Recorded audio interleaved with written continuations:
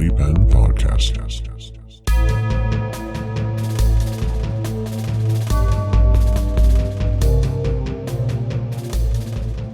Welcome back to the Mighty Pen Podcast, me Scrabblers. It's good to be back. I'm Joe Valen, your host, if you can call me that. This is JoeSolo 11. I don't know why I said that. It's not that important. It's just 11. It's the 11th time I've done this. And Lily's been telling me that we have some people lined up for interviews and such. I will be taking interviews again. I just don't know when. I'm in production right now, and it's kind of crazy, and these Joe Solos are so easy to knock out. It's a half hour. I ramble about what's current. I give shout-outs to my friends. I promote everybody. And then every other week we put up a couple of chapters of the Unkillable Joe audiobook. So thank you to everybody that's been listening to that. It is free. It is here on the YouTube's channel. Thank you to everybody that's subscribed. That's all we really need at this point. Just more subs. That's it. And they're coming in. I'd say faster than the speed of smell now. It used to be the speed of smell. Quarantine's fine, but video-wise, Twitch, we got burnout on Twitch. We started chilling on that. I haven't put up any Twitch in a while. And then we did start a side YouTube channel. I have a gear review channel. Anybody that's interested in EDC gear, everyday carry gear, and things like that, go ahead and hit me up and I'll let you know what that is. But it's unrelated, so I don't promote for it over here. So we do that. So I do a lot of my video stuff for that. And I don't know, it just got kind of burnt. Twitch was a grind, excuse me. Twitter's been good to me. As far as all the platforms, I get most of my online sales from a platform comes from Twitter, by the way. So if you're a writer or a creator, author, anybody, if you found me through the writing community on Twitter, you know what I'm talking about. Once a week, actually, it's really all week. There's different hashtags you can follow that give you the opportunity to promote yourself. You know, a lot of people that have been taking advantage of that have seen results. And, once you get into the retweet kind of cycle where you post a few of your own, you retweet a couple of somebody else's, you have some good relationships in the community. You have some good relationships started within the community. Some nice conversations back and forth. It can't all be promotion for yourself. And as you get to know people, Twitter has become good for that. Very good for that. Instagram probably being a second, and Facebook being last. Always Facebook last. You can post something on Facebook and get 2 likes, and with the same following on Instagram, get 200. I don't understand how that works exactly, but I have noticed it. Because I often post the same thing in both places at the same time with a very similar following. I believe at Facebook, you're maxed out at 5,000 people. And I remember when one of my Instagram accounts was at 5,000, that's when I noticed the huge difference in engagement. So either the algorithm was favorable to me on one platform via the other, or I was in trouble on one and didn't know it via shadow ban. There's a lot of stuff that goes into that, and we did learn about a little bit. So now I figured it out. Pretty much all platforms want this. They want you to leave comments on other people's stuff. They want you to hit like on other people's stuff. They want you to expand out of your comfort zone with your friends list. They want you to utilize stories. The platforms that have stories, they like you to use that. And then you just create sort of an echo chamber between your platforms of the things you're promoting, and it becomes very cyclic. You can kind of move one post through the different platforms at different times, but whatever. You get the point. There's a lot to it. There's a lot to marketing. And that's why we have a manager, right? And even Lily's, she's still figuring all this stuff out too, and it changes very, very quickly. There's a lot of stuff we have to discover, about marketing all the time now. So anyway, 5 minutes in, let's give a shout out to our sponsors, spinwizcomics.com, where you can read roughly 1 million comics for free. Okay? Don't hold me to that number. Head over to spinwizcomics.com. If you are a creator of any kind and you don't have your comics featured on the platform, contact owner Jeff Palumbo. You can find him by typing Spinwiz Comics, pretty much any platform. Easy. Tell him I sent you. Tell him you listen to the Mighty Pen. Their sponsorship is helping. So, and thank you to everybody that has heard about spinwizcomics.com through this silly little show I have. And has either gone over there and gotten their comic featured or has registered. Don't forget to register. So thank you for that. Very, very cool. And again, we don't just have sponsors to have them. We believe in what they're doing. Speaking of which, other sponsor, scatteredcomics.com. Check out scatteredcomics.com. scatteredcomics.com. And what they are Scattered Comics. is a studio run by Jason Doobie. buddy of mine. It's kind of like a buffet for writers, really. I mean, you get to, if you want to make a comic, you can go through Jason. He will give you, a consultation. He'll talk to you about your project. He'll give you a ballpark estimate in pricing and range. Right. And from there, you can make an informed decision, and he will guide you through several different artists with many ranges of styles, So you can pick your artist, you can pick your colorist, and then there's a letter attached at the end of that. So very cool way to go about it. I like studios that do it that way. As a writer who's made, many comics that weren't successful or never were finished, I can say that working with a professional studio is probably the only way I'm going to go from here on out. Okay. And also, that's not a slight on the last individual I worked with, Rob Powers. He's fine. He's cool. We cool. It's not about that. He is tinkering away at 3. Life happened, and, he had to take a little hiatus there, but I'm not cranky about that. And if I'm not cranky, nobody else should be. So it's not a big deal. He's a good guy. He's going through stuff, all good things. But life happened, and he had to step up and handle his responsibilities. So that took him away from Fibber for a second. And besides, it's just kind of a crazy time anyway. So when we come out of quarantine, yes, we will have Fibber, the run, completed. Rob has given me his word, and I am leaving it alone from there. There's no deadlines there. It's it's a comic we started together, and he has given us 2 beautiful issues of Fibber that I'm eternally grateful for. And when he finishes 3, the short run, that story will Be complete, and I will feel great about it. I will compile everything into a graphic novel. just because I want to own it. I'm a fan of graphic novels. I know a lot of comic collectors aren't, but for a story like this, it's really designed to be a graphic novel. I just released it in 24-page issues.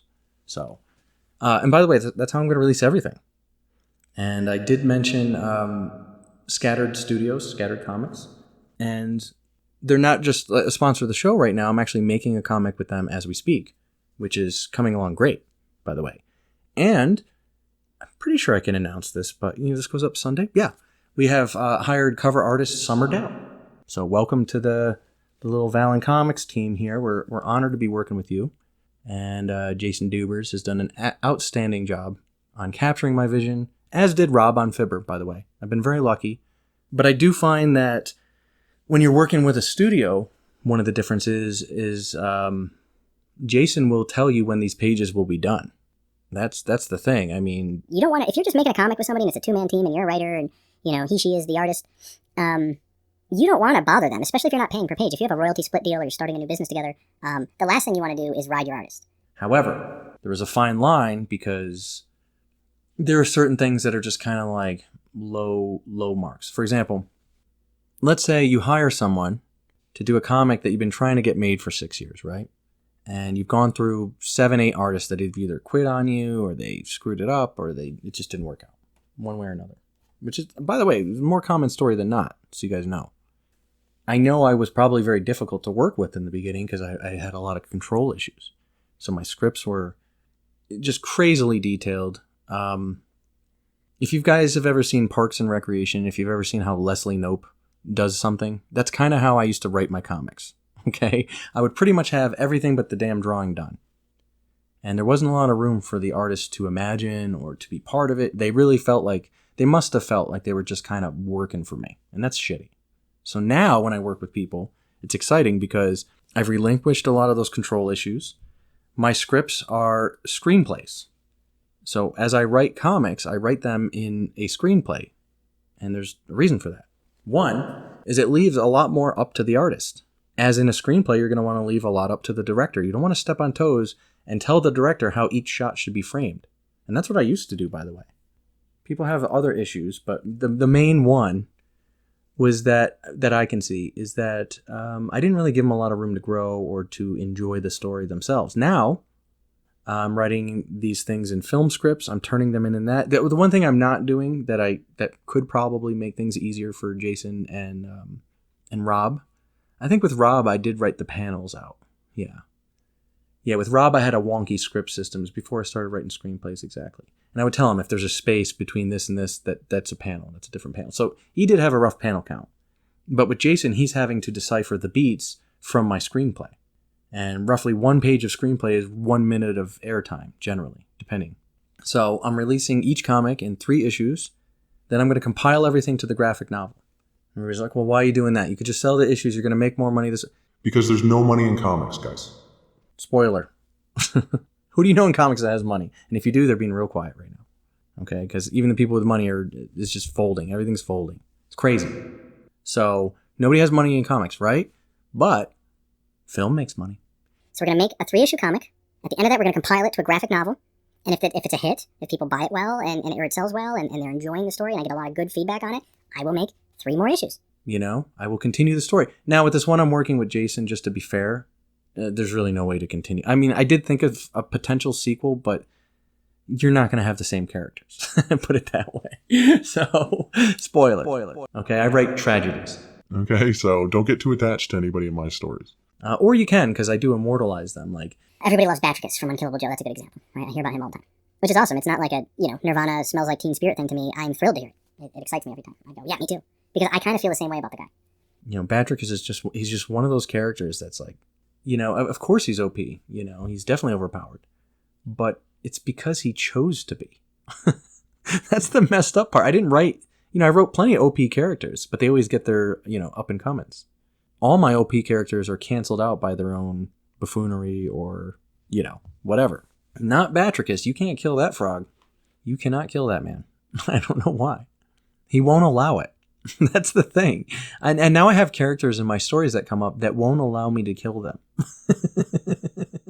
It's messed up because I write tragedies. And that's how I realized I ran into someone strong of will, a character that even his own creator couldn't make do what he wanted. So I just think it's really cool when a character kind of puts their foot down. And it's a really messed up moment. I almost swore. I'm trying not to swear on the podcast. We want to get monetized on YouTube eventually, right? So YouTube, I'm not doing it. Okay? And then when you hear swear, I'm going to put them backwards from now on. If I let them sink through. So anyway, but yeah, no, it's a good discovery. So that's what we have going on. And then 3 issues, a graphic novel, and then you take that graphic novel to finish my point, and you use that as a screenplay for an agent to sell an animated film or a show or something like that. So this way, at the end of my project, I have 3 completed issues of a comic. I have a graphic novel with a completed story in it, selling probably on Amazon, I think is where we're putting them all. And then I have a screenplay, an acting screenplay, I don't have to write anymore. It's not like I have to write the comic, then the screenplay. I wrote the screenplay from the start to give Jason more freedom as the artist, And also, at the end, Lily can just start submitting that to agents. So now I have 1 screenplay in circulation in Hollywood, just doing its thing, getting rejected over and over, right? The process, right? And I'm going to do that constantly. As a matter of fact, on my production schedule now, I'm looking at it. I'm doing a chapter of my novel and then a script. So today I'm finishing a chapter of the novel, and then tomorrow I begin work on the 3rd issue of the comic I'm working on with Jason. And that will be done in probably a few days. I give myself up to a week per script, but I never need it all. And that'll be 24 pages, right? So then I'll have the issue of my comic framed out. Well, more than framed out, the script, all the dialogue, everything. And then at the end of it, I have this screenplay to submit. So I'm selling the comic, I'm making merch, I'm selling the graphic novel, on Amazon probably. Lily is submitting my screenplay now with the graphic novel. So we'll include that. So like when we go to send like a pitch to an agent, for example, I'm going to have her include the graphic novel. So now they have the full story, the art, all the character design done, the name, the logo, all that's done, unless they want to change stuff, of course, which I'm always open to. And there's places I want to go with these projects. Like there's projects that I make as comics that I intend on converting into a video game. There's comics I make that I intend on being films. There's comics I make that are going to be novels. There's also some comics that I make that aren't supposed to be anything else, and those will be abundantly clear too. I think Fibber's kind of one of those. Fibber's not really meant to be anything else. It could be an animated piece, sure, and I will certainly adapt it quick and in a hurry, like if it came down to that.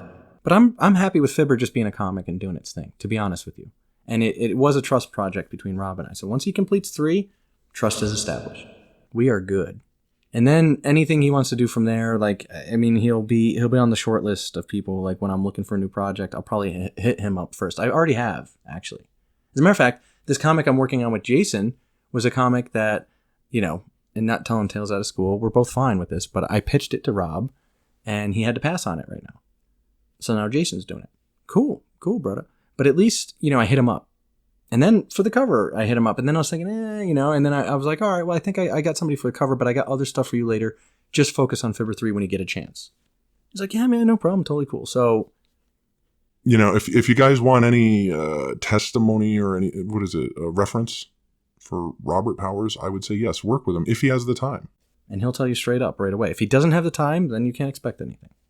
But if he has the time and he's ready to work, the experience was fine. And also his creativity really helped bring Fibber to life in a way I don't think another artist would have. So I'm eternally grateful and happy to work with him. So that's that. Jason, it's been a joy so far. And we gotten a good chunk done too. So I just sent him the script for issue 2 to read, to traumatize him. It is a very traumatic, terrible, horrible horror tale. It's awful. And I can't wait. It's going to make everybody cry. So cool. Can't wait. But yeah, Jason's been totally fine. He's been really good to work with. And it's fun, man. I think it's fun working with a studio. And also, that letting control thing that I touched on, there's more to it than that. It's actually more fun this way. It's actually more fun to see an artist's interpretation of what you were going to do, especially if it's on the money, you know, like, and this is where they have to be into it. You know, the artist has to be into your story. Otherwise, you're not going to get a good... I've worked with very talented artists that just kind of butchered everything. And I'm like, ugh. And I could tell it's because they weren't digging my story. It was too weird for them. My shit's weird, you know? But Jason connected with it right away. Rob connected with Fibber right away. You know, anybody else I've ever been pitching comics to lately, they get it for the most part. So it's exciting.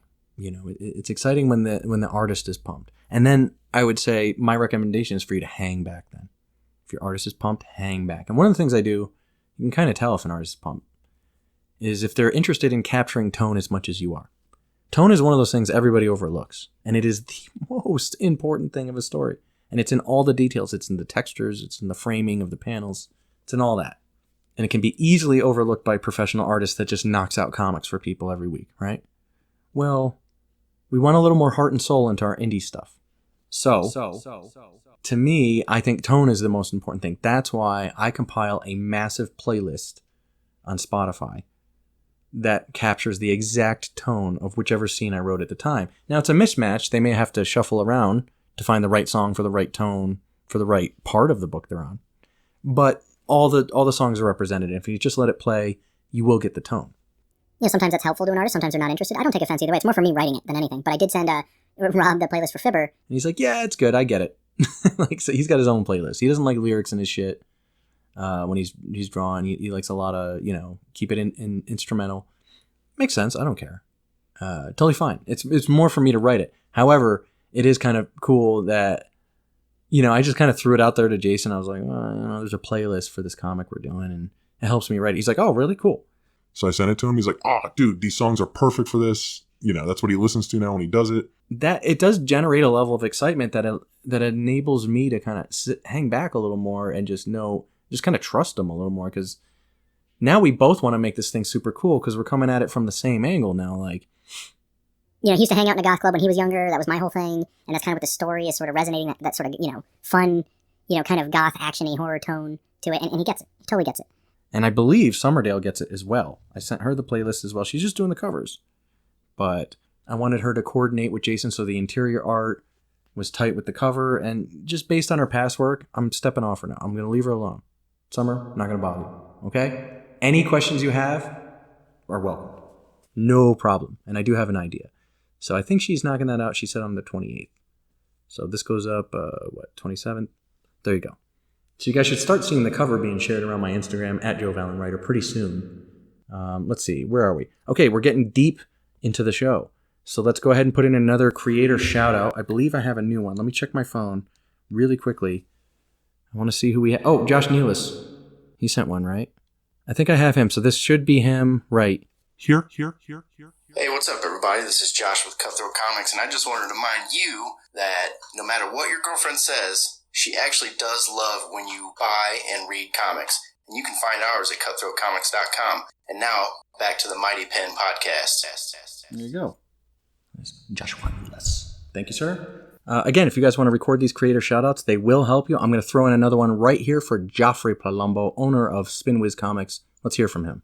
This is Jeff Palumbo, owner of Spinwiz Comics, telling you you are that much more awesome for listening to the Mighty Pen Podcast today. Okay. So now we rambled, but it's okay because we promoted 2 folks, 3 folks, 4 folks if you count Rob. So there you go. That's why JoeSolo's work. That's why I like JoeSolo's, because I can sit here, pressure's off. I can just let you guys know stream of consciousness, what's going on, what I feel like yapping about for 30 minutes. It's whatever's topical at the time, right?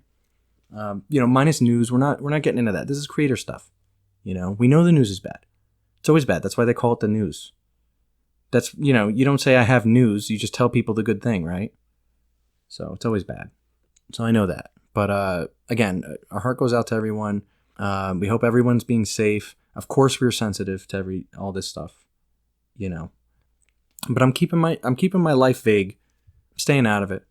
And after this next election, I'm not doing politics anymore either. I'm done with that. It's above my pay grade. I'm going to have basic minimum knowledge of both candidates.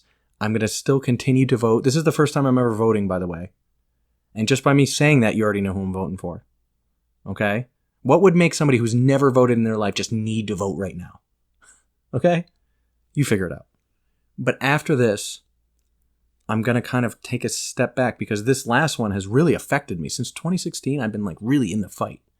And it's been stressing me out, and I've been following it, I've been listening to the stuff he says, and all this other stuff. And it's just really just a total distraction from everything I'm doing right. I even got yelled at for not posting enough political stuff recently. I'm like, are you kidding? I'm trying not to do it at all. I yelled at Lily for doing it. I stopped doing it because we just saw our sales just die.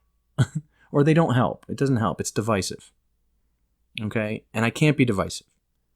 What I can do is I can offer a neutral platform to present my business to anyone that may want it. Okay? And maximize my sales so that I can put more projects into production, thusly creating a bigger and more full legacy for myself. That's the whole point of everything I've been trying to do. Is when I get old, I don't want to regret things I didn't do. So I'm making every project, every story I want to tell is going out there. I'm dumping all my money into making stories, and yes, we're making a little back. So it's great. This is the dream. I'm not going to stop now. The news has been bad since I was a small child. Okay? Back then, we were going to get nuked at any point. Yes, I'm old, I know. And by the way, thank you to everybody that wished me a happy 40th. June 21st. I got old. I'm old. But yeah, when I was a kid, we were getting nuked at any time by the Russians. So anytime I heard a plane or anything like that, I was like, well, this is it, getting nuked. So I grew up as a little kid thinking that nuclear war was going to happen at any moment. And it paralyzed me. I thought about it all the time. I don't know. It certainly affected the country. You can't tell me it didn't. If you're above 35, you know what I'm talking about. See? I got to reverse that. See how messed up it was? It made me swear on YouTube. Oh my God. But yeah, it was a very, very different time. There's always been bad news. It's always been bad. So my answer to that is to just go inside and create, to write, to make things. I don't mean to be insensitive by promoting our business, but it is our business. I'm going to continue to promote. Rain, shine, during the apocalypse. I'm sorry. This is what we do. Okay? I'm equipped to do 2 things in life. Tell stories and make people fall down. These are the 2 things I know how to do. Okay? And if I'm writing stories, things aren't that bad yet. Right? You guys can measure that. If you tune into our YouTube channel and there hasn't been a post in a few weeks and the news is really bad and I haven't released new comics or promoted anything, yeah, pack your bug out bags. That's a good time. That's a good time to leave. Right there. Okay? Because I get cranky. All right? And I'm not cranky. I'm not cranky enough yet to really panic or anything. So I'm staying calm. We're all staying calm. I think things are going to get better, actually. I'm pretty positive about the way things are going to go. So if we get to the end of this, new legislation is passed, equal rights are more balanced, we have a better way of moving forward. Voices have been heard, right? All these vague platitudes, I get it. But the point is I believe that this is not only is working, I believe it's going to work. And I support it fully. I think it's great. That being said, if I didn't make anything this entire time while I was just watching the TV and hoping, or even out marching, right? I'd be mad at myself forever. I quit my entire whole life to write every day. I stopped being a biker. I left who I was seeing. The whole nine. I went to a place where I knew no one. I repeat this ad nauseum. Okay, I know. But it bears repeating. It's worth repeating because I didn't do all that to stop now, just to appease other people. And then the other people that I see that are yelling at people not to promote their businesses, A, are very hypocritical. In many cases, are still promoting themselves in some way. Or B, they're not successful people, nor will they be. They're not heading in a good direction. They've had the same following for years. No one's reading their ish. No one cares. I'm not them. I'm not going to be that, guys. This is why I don't reach out to the writing community for favors. This is why I don't reach out to the indie creative community to support my comics. I tried that ish. It doesn't work for me. Notice, I just had a Kickstarter bomb during the beginning of Fibber Kickstarter bombed. Okay? A big part of that is because that's not the avenue I go down generally. So now when I dip into it, I got to come out of left field and be like, all right, support my shit. Like, I don't want that. I go after new and casual readers, people that have never read this type of stuff before. I'm their introduction to comics. It makes them loyal readers, right? If I go on to make a movie, they'll check that out. If I make a novel, they buy that. If I make a t-shirt, they buy that. If we make a podcast, they tune in and listen. Those are the types of, and by the way, I never use the word fans. I don't like that word. I don't believe I have any fans. Who's a fan of me? Who could possibly be a fan of Joe Valen? That's so dumb. Don't be a fan of me. I suck. Seriously, I'm not, like, I'm an evolving person. I'm trying to become a good person. This whole nine. Lily's helping me, you know? I'm not like a man to follow, right? Done a lot of bad things. First and foremost, I'm not going to go into a confessional. But yeah, I'd say from like 33 on, you can listen to me. And I'm 40 now, right? So anything 33 past, just please disregard that dude. So that's how I feel. But, you know, that's what I'd rather have. And that's why I don't think that we need to lean on each other as much as we do. And I don't think that we should be concerned with what other people are promoting and posting. You always have an unfollow option. It's not a big deal. I want everybody to promote and post more. As a matter of fact, I posted this morning about everybody promote your work and I got crickets, so I took it down. Fine. But the one before that, I got 113 comments with all their work, which was great. That's what I want to see. That's on Facebook, mind you. Facebook's a dead planet. We all know this. But it's still annoying because I know the same people saw it and just didn't feel like sharing their links, which to me is laughable. You will never, ever mention free promotion to me and me not ask you what, where, and when. How do we do it? Any free promotion, it keeps my overhead down, guys. If I get a free ad or do an interview somewhere where I get, a dozen people buy my novel because of that. It took no money. That's pure profit. Do you see? Free advertising is always the best possible, my favorite thing. This is why I like Twitter now. Follow hashtag shameless self-promotion Saturdays.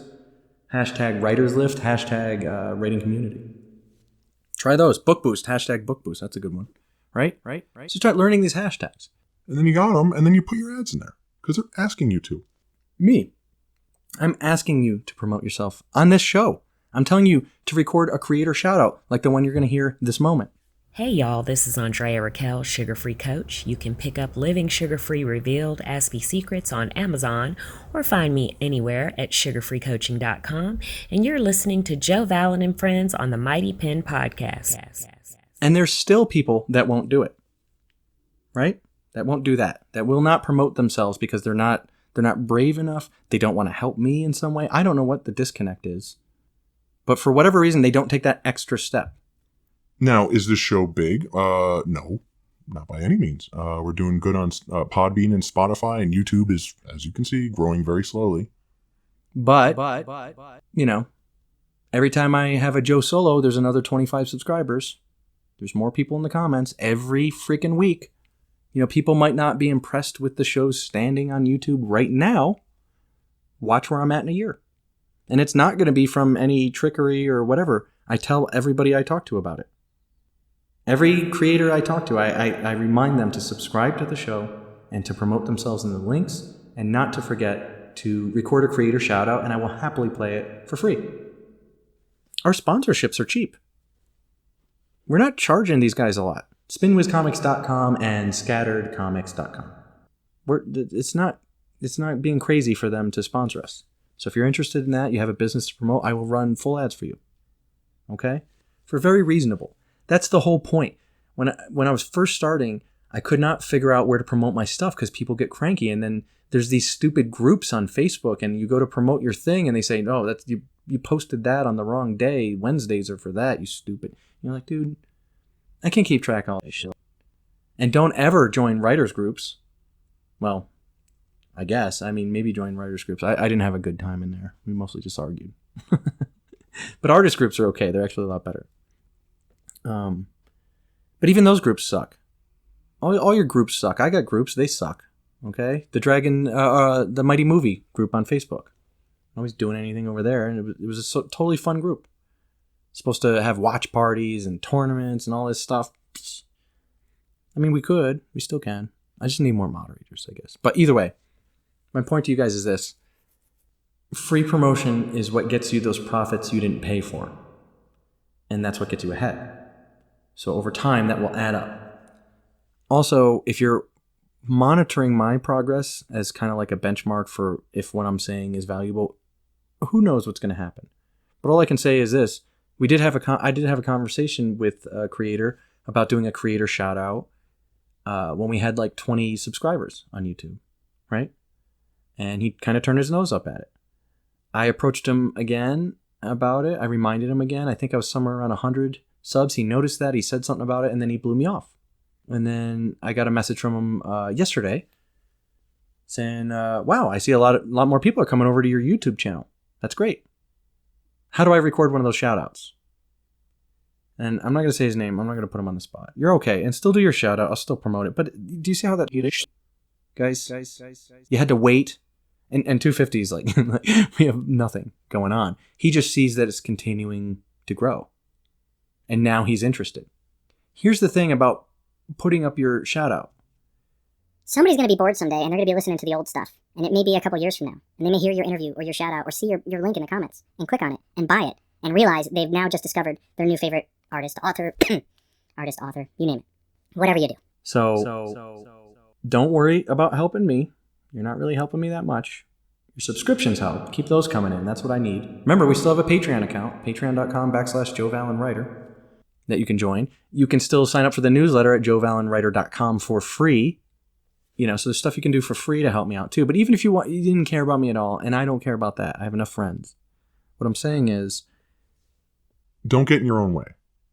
Don't let your pride keep you from being humble enough to promote yourself constantly, incessantly. If this is the thing that you really want, if you want to be a creator, if that's the most important thing to you, then show people that.